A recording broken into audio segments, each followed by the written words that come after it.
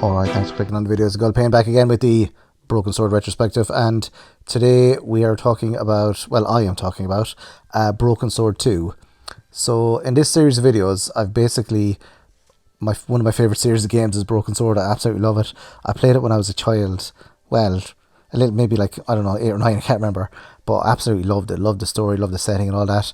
And I actually became a history teacher, and I think playing Broken Sword is actually partly to blame for my sins, partly to attribute to my later career, I believe, because the history aspect of Broken Sword is all about the Templars, in the first game anyway, and then the second game then it's more sort of like South American stuff, which I kind of later ended up teaching as well, the Golden Age of Spain it was called.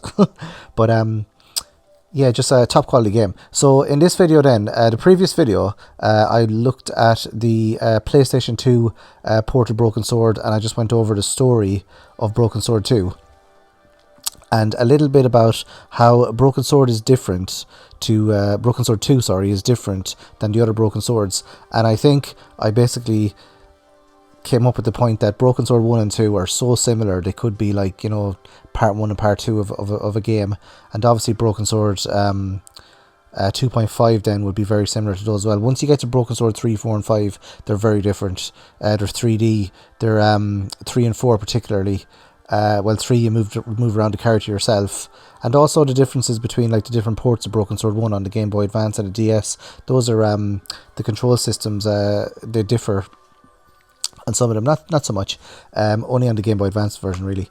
But Broken Sword 2, so in this retrospective, what I wanted to do was just sort of play the games again after all these years, and just kind of see if I feel different about them, or see if all the emotion and the nostalgia is, you know, coming back after all these years, and it is.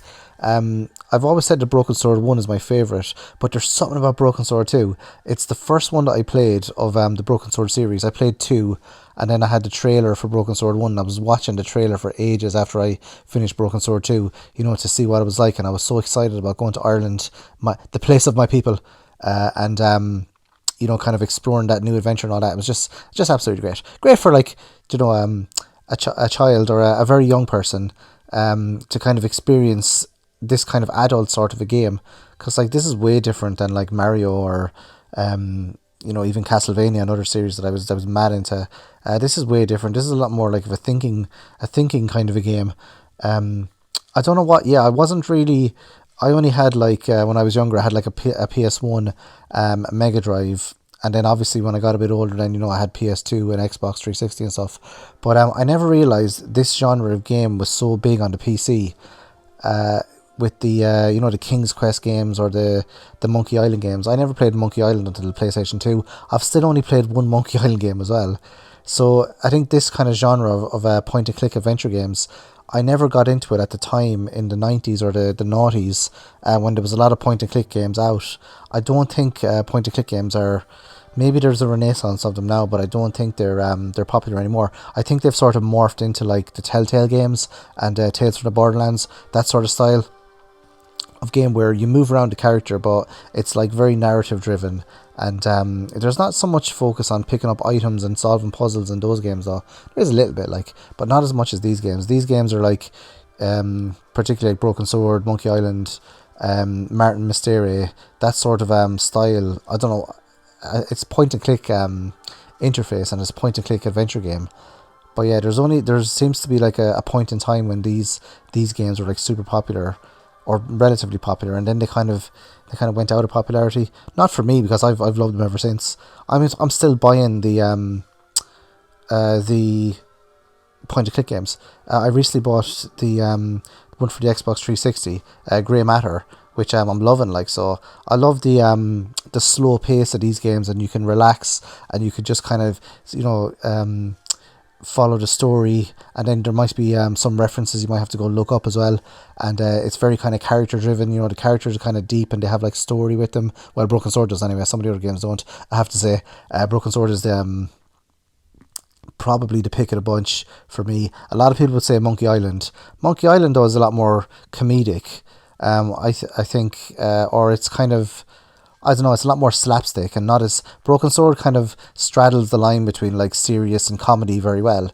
There is a lot of funny bits in it. You know, like you're not going to wet yourself laughing, like, but there is a lot kind of one-liners, and there's running jokes in it as well, particularly with like Dwayne, who's supposed to be a CIA agent, and his wife Pearl, who they're always seem to be on holiday when you meet them, and the characters that you meet as well. It's all done in a serious style, but the characters that you meet, like they're so a lot of them are very stereotypical of the country that they're in, or a lot of the times when you go to like different places, it is very stereotypical.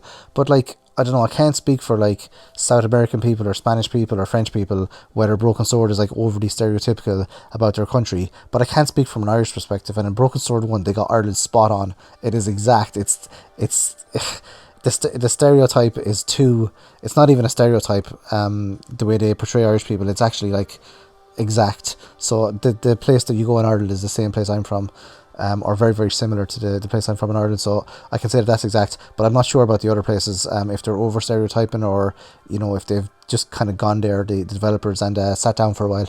So I can imagine Charles Cecil like sitting down in a coffee shop in France, just sort of like, you know, taking notes about what's happening, and then kind of portraying that at the start of Broken Sword 2, or Broken Sword 5, or Broken Sword 1. Yeah, the differences between Broken Sword 1 then, between Broken Sword 2 and the other games, is you don't seem to, there doesn't seem to be, to me anyway, as much of a emphasis on kind of backtracking in Broken Sword 2. It seems to be shorter than the other games as well. You sort of start off in France, and then you go to South America, but Nico goes to England, George goes to South America, and then you're back in Europe, but you don't really go to like the different kind of locations as much as you do in the other games, I think anyway. I know in Broken Sword 3 you spend a lot of time in England, and you go to sort of, I might be getting mixed up now because I've played all the games very recently, but I think in Broken Sword 3 or 4 you go to Morocco as well, and United States. But predominantly this game, it doesn't seem to be, I don't know, maybe it was the way they presented the travel in Broken Sword 1, or maybe I was just stuck for so long on Broken Sword 1 that I kept going from like Paris to Ireland, you know, to Spain. I just didn't know what to do. I thought I forgot an item or something, or because I wasn't following guides when I played the Broken Sword 1 or Broken Sword 2. I basically figured out the whole thing myself. So that's similarly when I play Broken Sword 5. I haven't used the guide for it at all. A couple of times I've used the hints because, you know, I don't know, I just don't like being stuck for ages and ages anymore, where I'm like, you know, clicking on every sort of pixel or walking around to everything to try and find out what to do. So I think with, you know, your phone beside you now, you don't get the same experience playing point and click games, because you can basically just look up the puzzle solution in like a couple of seconds, as opposed to years ago when you had to spend like hours and hours and hours trying to figure out what to do. The couple of things on a Broken Sword isn't too bad for that actually, although the goat puzzle is exceptionally difficult. And also I said in the previous video where I got stuck in Broken Sword 2 was the Glee's Gallery. But yeah, a little bit different. I feel like it could be my imagination as well, because I might have just been such a Broken Sword fanatic when I played this first, or when I replayed it recently as well, that I can actually get through it really fast. But it seems to be a lot shorter than the other games. But yeah, animation's great in it, graphics are great in it, sound is spectacular in Broken Sword. It's so good. The Barrington Falloon, or the guy that does the music in Broken Sword 1, I'm certain he does the kind of the symphonic sort of like very grandiose style of music in this as well. But I'd have to research that again. I did do a lot of research into Broken Sword 1 a while ago for actually my very first YouTube video was on Broken Sword 1, because I loved it so much. When I started my YouTube channel first, like 10-12 years ago, it was ages ago, I had like 17 subscribers for like 5 or 6 years, because I didn't really try and get subscribers right, and I just kept like uploading like random videos. But yeah, the first video I ever done was on Broken Sword 1, so I was exceptionally into Broken Sword 1. But the Broken Sword 2 then, I kind of, because I kind of thought it was so short, I didn't go back to it as much. Broken Sword 1 I've replayed loads of times, but then like I have it on the Game Boy Advance, the DS, the Wii, you know, there's loads of different versions of it. This remastered version here, this is for iPhone. It's also on like Steam, I think, as well, or I don't really know much about Steam or Good Old Games. But this version here, it's not. It's actually identical to the PlayStation version. It just looks a lot better. So it's not technically identical because Leibniz law of indiscernibles would say for two things to be the same, they must share the exact same properties. But this doesn't. Or this is a sort of. It looks to be a bit longer than the original version. But I think there's a more the screen displayed. I think I read, but it's much the same as the original version.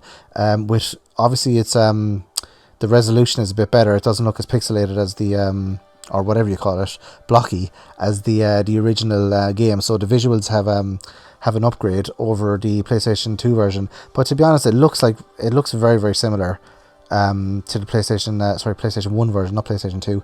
It does have the faces coming in and out there, like it does in Broken Sword 1 Remastered for the Wii, and also the DS version has it as well. But all it like the Broken Sword 1 had a lot more like extra content, like with the bit with Nico at the start, and also other bits with Nico as well. But this one doesn't have any extra content at all. I don't think, anyway. I could be wrong, but I didn't notice anything when I played the new version. I didn't notice anything, significantly different than the original game. The cinematics look better, and there's a bit of that sort of cinematic panning as well. It looks to be a bit smoother, and the load times are so much better because I played the original PlayStation 2 version, and the load times are unbelievable. They're like every time you go to a different screen, it loads that circle thing turning around. So that was a welcomed, kind of thing to have, not to have those PS1 loading times anymore. But I don't remember ever like complaining about the loading times when I was younger. Like, how long did it take like certain things to load and stuff? It didn't really bother me. I think I noticed it on Broken Sword 1 more than Broken Sword 2, but not that much. So that is a quick chat about Broken Sword 2, one of my favourite games ever. Absolutely love it. If you've played Broken Sword 2, let me know in the comment section below. And thanks for listening. Thanks for watching. I'll see you guys in the next video. Adios.